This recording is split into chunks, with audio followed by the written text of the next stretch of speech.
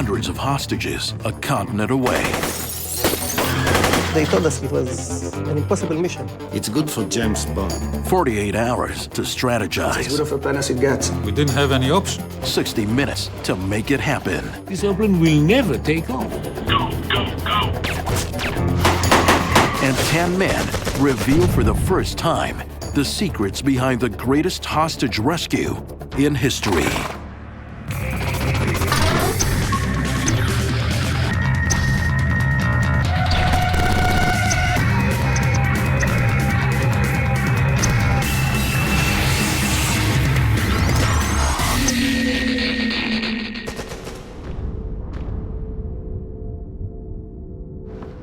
Israel, June 27th, 1976. As the country starts its day, information about a developing crisis reaches its special ops team in Tel Aviv. It was Sunday morning, and I was at my office, and they said that aircraft with many Israelis was hijacked. I got a call from Ehud Barak, who asked me to come to his office in the IDF headquarters. When I arrived, there were 4 other intelligence and Air Force officers there. Okay, let's get to work. An Air France flight originating in Tel Aviv and bound for Paris has been hijacked by 4 terrorists. We learned there is about 250 passengers, and many of them are Israelis. The hijackers identified themselves as 2 members of the German urban terrorist organization, the Baader Meinhof gang, and 2 from the Popular Front for the Liberation of Palestine. They had guns, hand grenades, and possibly bombs. They meant business. At this point, the whereabouts of the plane is not known. So the first day and the first night was just trying to track this aircraft. Then, early next morning, they get word about the missing aircraft. They found the plane. Efo. Entebbe. Entebbe. My first reaction was, where the hell is Entebbe? I don't know, somewhere in Africa. I didn't know where is Entebbe. But I knew where Entebbe was. It was in Uganda. I was there in the early 70s training their paratroopers. Get me a map. So I sent an officer when the shops opened, and he found some old maps of Uganda. Today you get it from internet, but in that time it was published. And we measured the distance, and it was so far from Israel. It was about 5,000 kilometers, 3,000 miles. How would we even get in there? This was a unique situation because it was so far away. Nobody took into account that one day we shall have to fly to Uganda. We don't have plan to go to Uganda or to the North Pole. Okay, it's 10 times further than we've gone before. Suppose we have to find a way to get there. How do we do it? Uganda! But before the team can respond, they're interrupted by breaking news. Uganda's dictator, Idi Amin, has arrived at the Entebbe airport. Idi Amin hasn't changed a bit. Idi Amin appeared escorted by a lot of media people. Still playing the big shot every time he walks by a camera. We knew about Idi Amin. He was a media whore. He loved being in the public eye. With an ego as big as his body, Idi Amin is suddenly in the center of world attention, a position he has never sought to avoid. And so it made sense to us that he would spontaneously let the plane land in Entebbe. The crisis gave him a forum. He wanted to be the one who solved the standoff. As I watched him addressing the hostages, I realized they'd been moved from the plane. Oh, see that? That's the building. I recognize that place. Been there hundreds of times. I identified that they were in the old terminal. Sure where it is. Over the next night, the team picks Betzer's brain. I knew the basics of the structure and the area around it. So when was that, 5, 10 years ago? More like 6, 7. Have you been back? Have you seen it since the military took it over? No. Do you think they've changed it? I have no idea. What we needed was up-to-date intelligence. In a world without Google Earth and easy access to information, the Israelis are forced to improvise. Israel is very small and we're surrounded by enemies. We have to think originally, we have to innovate to stay alive. Do we have any friends in Uganda? None we can trust anyway. But I have an idea. Betzer now contacts a pilot who's also an agent from Mossad, the Israeli Secret Service. I asked him, could you possibly help us? And without hesitation, he said yes. He went to Nairobi and rented a small plane.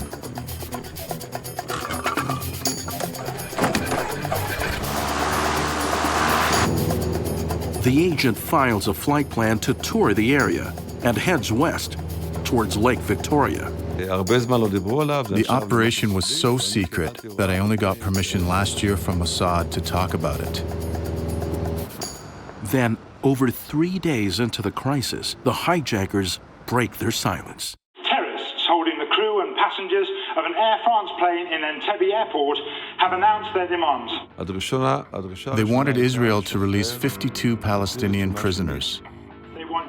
They also demanded the release of 13 other prisoners held in jails around the world. And finally, they're demanding $5 million in cash.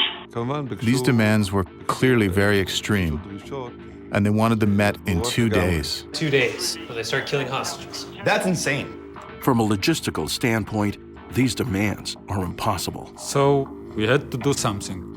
You cannot wait until you have all the information you need. You have to act. The general feeling was that we don't have an option. So we moved from negotiations to a military operation. With a military operation now imminent, their Mossad pilot makes landfall directly over Entebbe airport.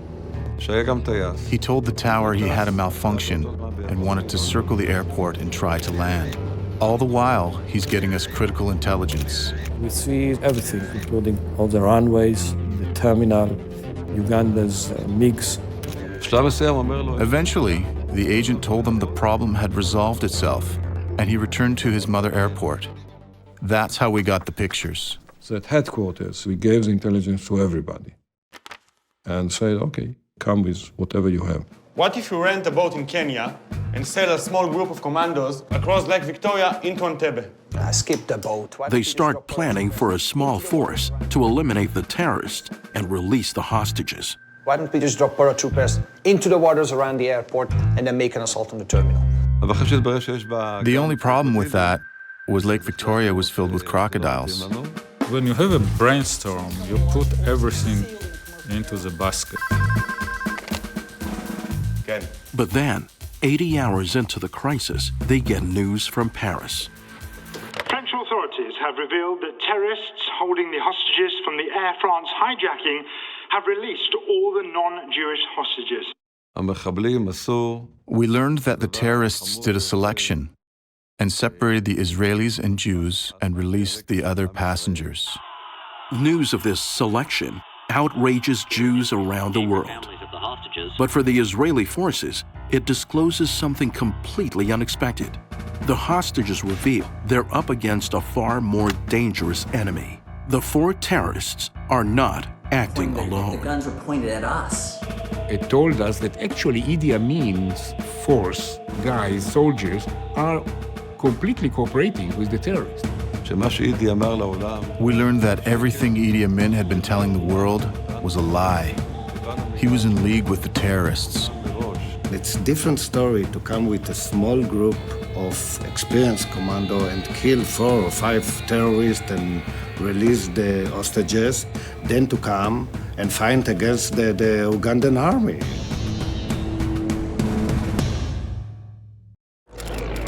The non-Jewish hostages from the Entebbe hijacking arrive in Paris. We were surrounded continuously by heavily armed guards, both the PLO and the Ugandan troops. Leaving the remaining 102 Jewish hostages in the hands of the terrorists and Ugandan dictator Idi Amin. So now we have 2 enemies. We have the terrorists and we have the Ugandan soldiers. We have to overcome both. The last thing the Israelis want is to find themselves thousands of miles from home, fighting an entire army. Uganda, wale! But they quickly discover that the disturbing events of the last 12 hours have a silver lining. The terrorists did a big mistake. We started to get information from the hostages. So what we know at this point, that instead of 4, we have 10 terrorists guarding the hostages. Now we have a picture of what's happening inside the terminal. How many terrorists are there? How many Ugandan military people are around? We have approximately 80 to 120 Ugandan soldiers around the building. The team now scrambles to adapt to this completely different reality. Which means we need to bring a larger force. Their first step is to find the commander of a new and little-known squadron in the Israeli Air Force. I was in a wedding in Haifa. I got the call from the chief of the Air Force. I still don't understand how he found me. And it's very unusual that the chief of the Air Force is calling a squadron commander directly. But you got to understand the situation. The Israeli Air Force was fighter pilots, all of them. And I was the only commander with the knowledge of how to fly our new C-130 Hercules. Can you carry 100? So they said, can you get there? How much cargo? 200? No problem. They can also carry armored vehicles. We knew that the only airplane that could do a tactical mission like this was the C-130. I love this plane. It has the fuel and range to bring forces that can be load quick and unload quick. So now they have the planes they'll need to carry this larger force from Israel down the Red Sea, then inland to Entebbe. But how do they fly there without being detected? The basic for every operation is surprise and concealment. Now, we're talking about 76, and we didn't have peace with Egypt, and definitely not peace with Saudi Arabia. So we knew we had to avoid the detection of the radar along the Red Sea from the Egyptian side and from the Saudi Arabia side. So we decided that we have to fly so very, very extremely low. We knew that the range of the radar in low level would not reach the middle of the Red Sea. But avoiding enemy radar means nothing if they can't see the Entebbe runway. So they target their landing for just after the last scheduled flight departs, when the runway lights should still be on. We knew that the airport was be still operational, but not busy. So this gets them to Entebbe. But how will they land without attracting the suspicion of the control tower? I lived in an Air Force base, and I must tell you that an aircraft can land that night without immediately being attacked.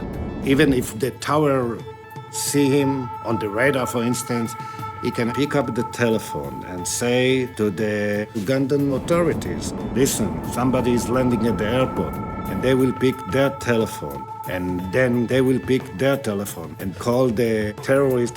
It will take maybe 10 minutes. And we need that 10 minutes for the operation. But once an airplane is on the ground, it's like a sitting duck. So the problem now is how to get as quickly as possible from the plane to the old terminal 2 kilometers away.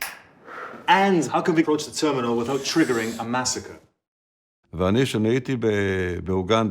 This problem got me thinking about when I was in Uganda, and I'd see how their soldiers would automatically salute any passing limo because they know whoever was in it must be a high-ranking officer or even Idi Amin.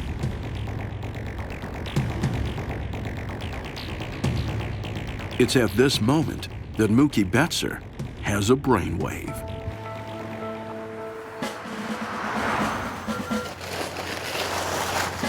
Does it run? Yes. It's gonna have to do. My idea was to use a Mercedes and some Land Rovers to disguise ourselves as a military motorcade and drive from the plane to the old terminal. Now, if you're able to land that plane quietly without being recognized, then the enemy will think that it's Amin himself who's coming to visit them. So we'll be able to get right up to the terminal entrance and surprise them. The whole idea behind it is to keep the surprise. And that was a very good idea. I'll take it to Rabin. So we have to think out of the box. We have to dare. We have to be able to defend ourselves, actually. It's as good of a plan as it gets.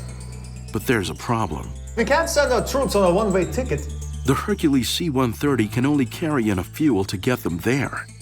We have to find a way to bring them and the hostages back home. It's a big problem because we had to refuel the plane in some place around Uganda, and most of the countries there are enemies to Israel. So the idea was that while we are storming the building, some of the Air Force team will steal fuel from the Ugandans. I looked at the intelligence pictures and I saw where you can refuel your aircraft. But I was still really worried about it. It looked very risky. So risky that the Israelis sent Ehud Barak on a top-secret backup mission to try and secure fuel in Nairobi.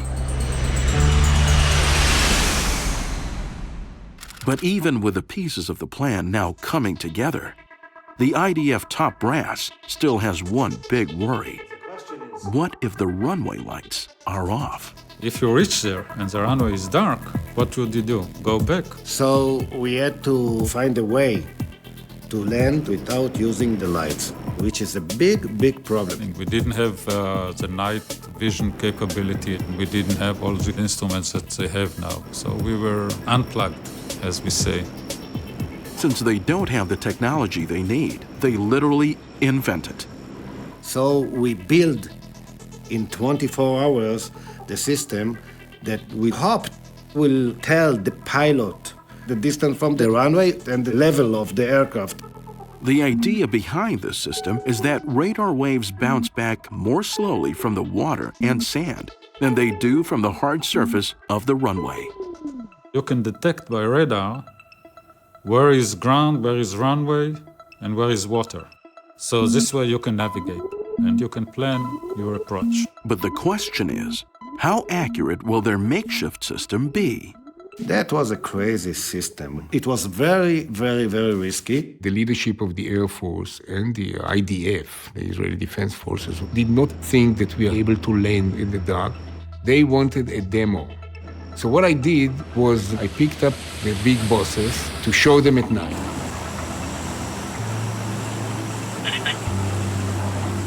Once the navigator sees the runway on the radar, he finds the angle of a normal approach. So he gave me the direction. 5 degrees. I was under tremendous pressure that I will fail to convince them that because of me, the Israeli government cannot do anything except surrender to the terrorists. Another 2 degrees. And then we have the generals breathing on my neck, almost touching me. 2 degrees starboard. Another 2 degrees. Negative. I turn on the landing lights just in case. Hang on.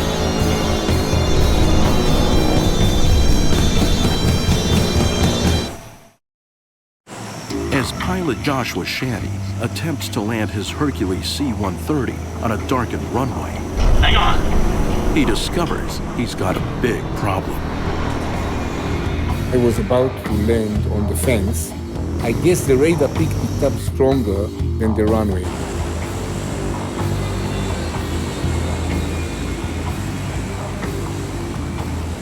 So we go around for another attempt? I just told them, let me try it once more. They said yes.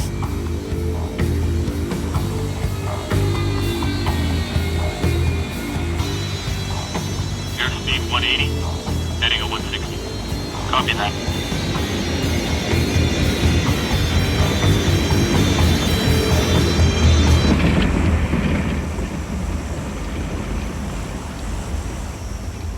It was an important test because the generals went back to the government, the Minister of Defense, the cabinet, and recommended we have a military option. But the politicians still don't give them final approval, which creates an even more critical issue. The team now can't reach the hostages before the terrorists' deadline. We have to gain time to get better prepared for operation. We made it appear that we were negotiating with the terrorists in good faith, and they assumed we weren't going to launch an assault. So we used negotiations to delay the deadline to the 4th of July. With this new deadline now just 24 hours away, the base floods with elite specialists and commandos. When I arrived in the morning, I saw people running from one place to another, and there was a feeling of a war starting. At that point, the leader of our commando group, Yoni Netanyahu, returned from a mission in Sinai to take charge of the operation. As his deputy, I brought him up to speed on all the intelligence we had so far. The released hostages told us. Having assembled his team, Yoni Netanyahu orders the base locked down. They disconnected all the telephones in the base, so nobody can talk. The secrecy of the mission was a key to success. Remember, surprise, surprise, surprise. Even our wives and family weren't allowed to know. But in spite of the lockdown, pilot Natan Devere gets approval to make a quick trip off base. My wife was giving birth, so I went to the hospital, and I could not tell my wife about the operation. I just tell her that I do not have time. She had to finish giving birth very fast, which she did. I saw my daughter, and I went back to the squadron. We've been out for 60 hours straight. It's coming together, but the men are running off. Back on the base, the team is struggling with contradictory intelligence reports. The big issue is how many ways there are into the terminal. How many doors there is to the big hall? Unfortunately, at this point, we don't have any confirmation based upon... Some hostages say it's 3, some of them say 2. But there are also some people that say that there are only 1 door. Let's plan for 3. If we're wrong, we'll just use whatever doors we find. On Friday night, we organized and checked each other's equipment. We made sure everything was okay. We also did something which was a huge secret. They swear a local seamstress to secrecy and put her to work creating Ugandan uniforms, but they risk paying the ultimate price. If you are arrested with the uniform of the local army, you are considered a spy and you are executed on the spot. Well, I guess we better not get caught. The linchpin of the operation is the fake Ugandan motorcade, but the Mercedes is proving to be a problem. Hey, Marsha! The car wasn't in good condition. It was an old vehicle. We needed to go 2 kilometers. Even though we only needed it to drive from the plane to the terminal, if it stalls, we're dead. To be like a Ugandan car, we put a license plate with Ugandan number. We put a Ugandan flag on the car. We were really fatigued and tired. We worked more than 60 hours without even thinking to sleep. At this point, Yoni went over the final plan. How the operation should be done and what every team in the staff should do. We will arrive on the first plane, disguised as Ugandans. We are the key of the operation. We have to storm the building with the hostages. And 7 minutes later, there will be a reinforcement of light armored vehicles in the other Hercules planes. Once the terrorists have been taken down and the immediate area around the old terminal is safe, we will load the hostages and fly home, right? The troops are now committed to the mission, but the politicians, working behind closed doors in Jerusalem, are still afraid to greenlight something so risky. If it will be approved, it will be either the biggest failure of the IDF or the biggest success. In spite of not having approval, the commanders realize if they don't take off by 4 p.m., they won't be able to arrive before the terrorists' deadline. If you wait until they take decision, it's impossible to do it. So you have to start. On Saturday, a force of 4 Hercules C-130s prepares to take off from Sharm el-Sheikh, the southernmost point of land, under Israeli control. We got the go-ahead, but without the final approval. We were facing an 8-hour flight from Sharm el-Sheikh. We needed all the fuel we could carry. Temperature is just awful. It's gonna be over 100 degrees out there. It's crazy. Or around 40 centigrade. Copy. They face two huge problems. The hot desert air provides dangerously little lift, and the aircraft is 40,000 pounds overweight. We never operate like this. Now, when you combine this weight to temperature of 40 degrees, it's like you lose an engine. This airplane will never take off. Go, go, go. And just imagine aborting a takeoff like this in that stage. This would be a national disaster and a shame for me for the rest of my life. I prayed, I said, que sera, sera. Let's see what happens. Up, up, up. Joshua Shani, lead pilot in a top-secret mission to rescue Jewish hostages, desperately struggles to get airborne. I stayed in the ground effect, in the cushion of air that you are flying over. Okay, you've gained 1 knot. And the whole crew were looking at the speed. He said, oh, you gained 1 knot, good, another knot. It was like a celebration to get 5 knots. And another knot, good, good. At the very end of the runway, we just got to the takeoff speed. There's no spare. We are very, very heavy. On the second Hercules, they're having the same problem. The one stage of the takeoff, I thought, are we going to fly to Entebbe or are we going to taxi? Because we never lift off. And then we finally took off. And the performance is limited. It's very hard in low speed to turn north because you have to take off against the wind. It's very difficult to fly so low. We flew by a radio altimeter because you cannot trust the normal altimeter at so level. And it was like 30 feet, 10 meters above the sea. I trusted the autopilot more than I trusted my hands. Remember, a movement of 2 millimeters will hit the water.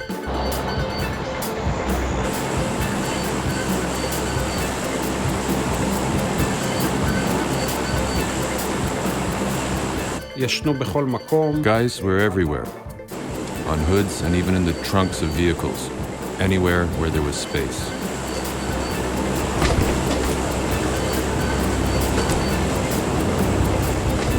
The flight was a terrible one, terrible. It was the worst in my life. I felt that I'm going to die. After 3 hours, the plane turns inland over Eritrea, where Israeli intelligence confirms there's no radar, and climbs to 20,000 feet.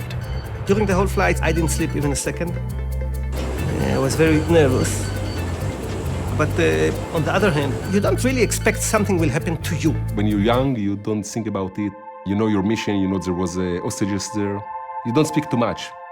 Time is passing by, and suddenly you are looking on your watch, and you understand that there is no way back anymore because there is not enough fuel. With only 1 hour before landing, they finally get official approval for the mission. I didn't listen to it, I didn't care about it, I was pressing on.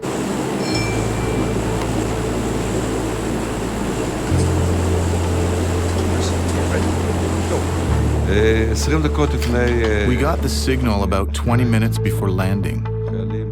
All the soldiers woke up and prepared for the operation.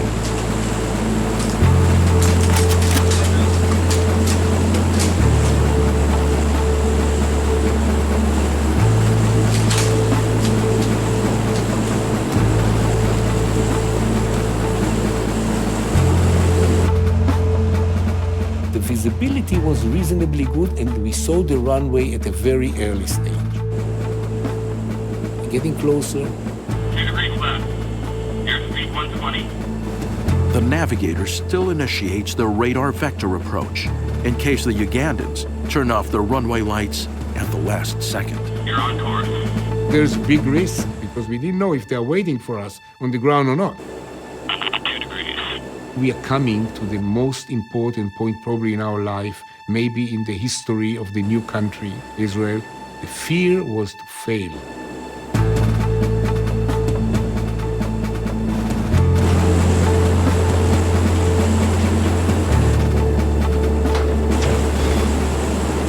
touched down at the beginning of the runway. At that moment, I understood that that's it. It's not a game anymore, it's going to happen. I sense that it is okay. No shooting, no noise, but you don't know. At that final moment, I remembered a terrible hostage tragedy 2 years earlier. Because we lost the element of surprise, the terrorists opened fire on the hostages and they killed many people, mostly children. This was my greatest fear. I stopped the airplane in the middle of the runway, and then a few soldiers jumped from the doors with portable runway lights to mark a short runway in case somebody will switch off lights. Okay, let's go.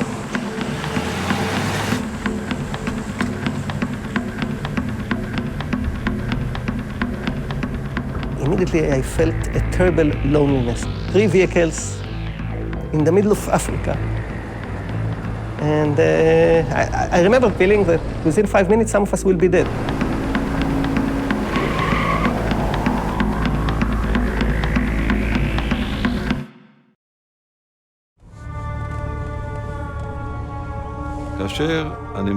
As we were approaching the terminal from a distance, I'm scanning everywhere, looking for the Ugandan soldiers. We knew there could be as many as 180 of them. Where are they?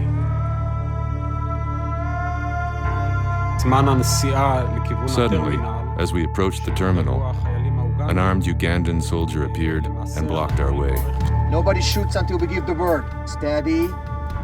He raised his weapon, but I knew that if we just kept going, he'd think we were a motorcade and wave us We through. won't do anything. That's what they're here to do.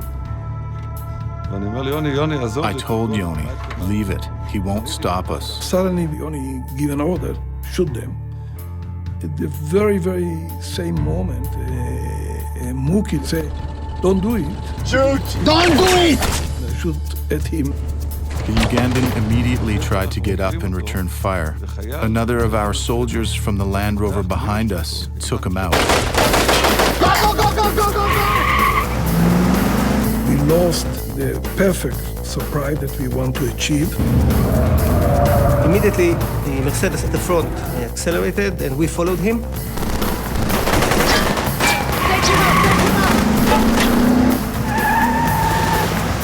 Go, go, go, go, go, go, go, go! We only get the order to jump out, and we start to run to the main hall. The commando teams raced towards their assigned entrance points. At that moment, I looked and I couldn't see my commander. I just thought that he is already ahead of me, so I decided to run as fast as I could.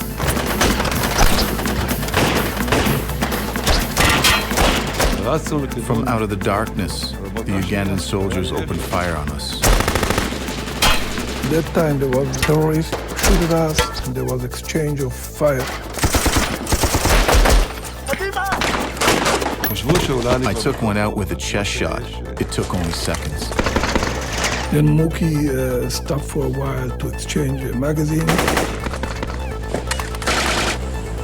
Meanwhile, Joshua Shanny taxis toward the underground fuel tanks to hook up his plane. And then I turned to the direction of the old terminal, so I was watching the scene. There were tons of bullets in the air.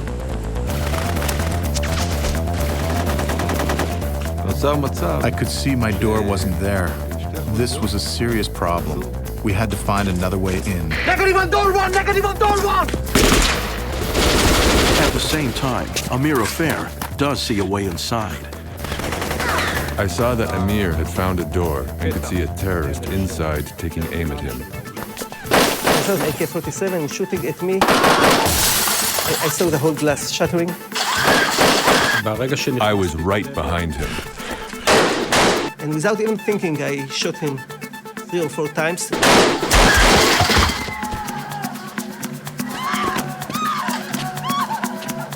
Suddenly, on my left, I saw 2 terrorists running at us.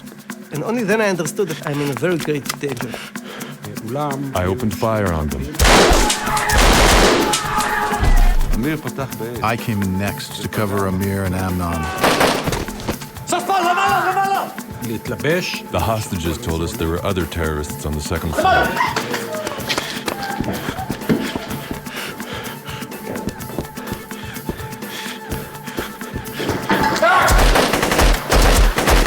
I see that they throw a grenade to the room and he got some fire and he shoot into the corridor.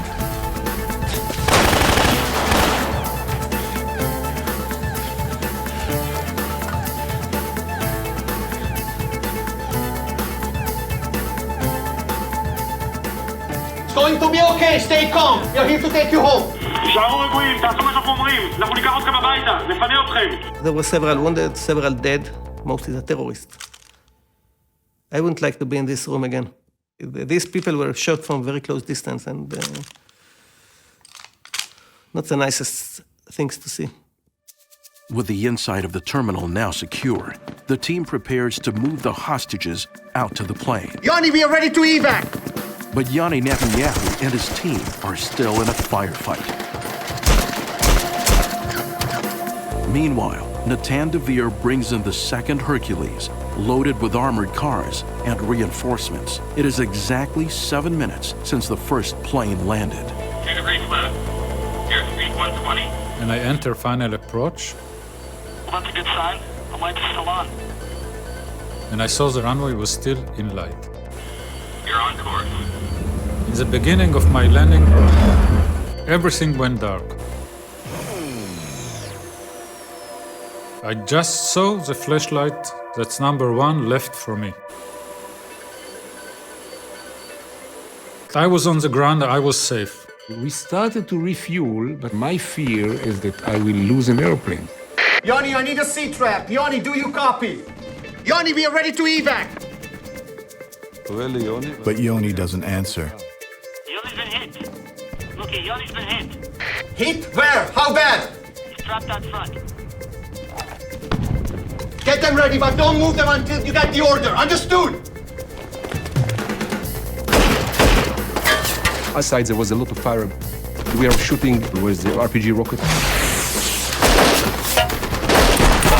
What is this?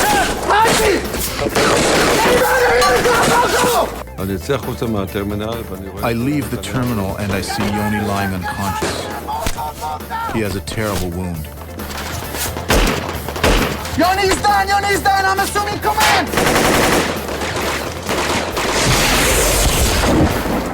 We were taking casualties, bullets were flying. We still had to get the hostages to the plane. Hit the tower! Hit the tower! I hear from the radio the Idi Amin soldiers are approaching the airport. I really wanted to get the hell out of there. For the Israeli forces in Entebbe, getting the hostages out to the plane is now the #1 focus. Okay, everybody up! Go! It's then they get word that Ehud Barak's secret mission has secured fuel for them in Nairobi. So my decision, together with the ground commander, was to stop the refueling and to fly before we lose an airplane. Hi, everyone. We are flying to Nairobi. Copy. This is the news they've been waiting for. Come on. I give the order to evacuate. It's 100 people and we need to move them very fast. Go, go, go, go, go, go, go! It's now or never. They have no choice. One of the French flight crew. I was wounded, so I took this young lady in underwear. I think they were red. And I put her on my shoulder, and I said to myself, this situation of the brave soldier, the half-naked beauty and running between the bullets, I think it repeated in hundreds of war films. That I'm the only one in the IDF who had the opportunity to carry such a beauty half-naked on my back. 103 hostages are hustled out to the plane. I tell my men, use maximum firepower. You think that you're in the Second World War, but actually the reason for it was that we had to clear the whole environment. There was a lot of people inside this airplane. So one Uganda soldier, he just can destroy this operation. Our men shoot with heavy weapons, RPGs,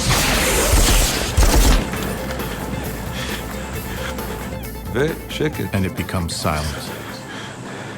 It was quiet completely. There was no fire anymore.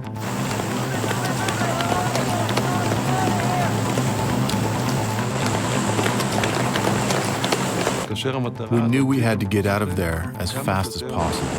So the airplane with the hostages left. They were safe. When I saw the silhouette of the airplane with the hostages taking off to Nairobi, I said, mission accomplished.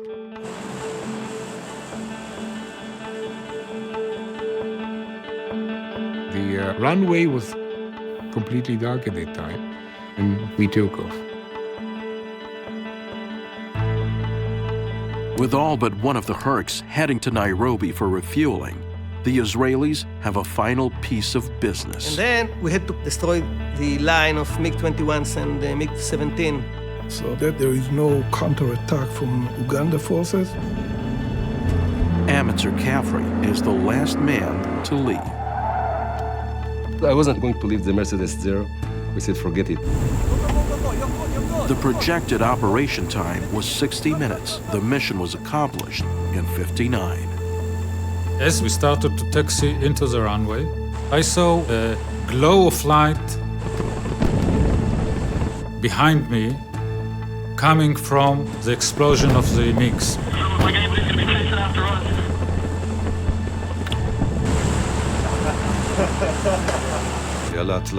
We were elated. The operation was a success.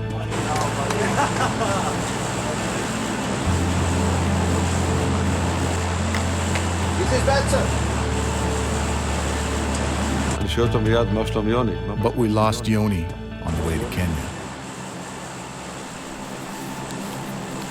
And all this happiness shut down like it was cut with an axe. On one hand, we lost our commander, who was really an amazing person. On the other hand, we understood that we did something exceptional. After refueling in Nairobi, the team heads home to Israel. And on the way back home, the news exploded. First was the BBC. So I put the radio on the loudspeaker. It is being reported that the 102 hostages were rescued with only 2 casualties. Now, when we hit Israel, we already knew that every single person in the country knows Hercules are coming. So we took advantage of it. We went a little bit low level, we waved, we did things that we're not supposed to do. So we had some fun, we enjoyed it on the way back.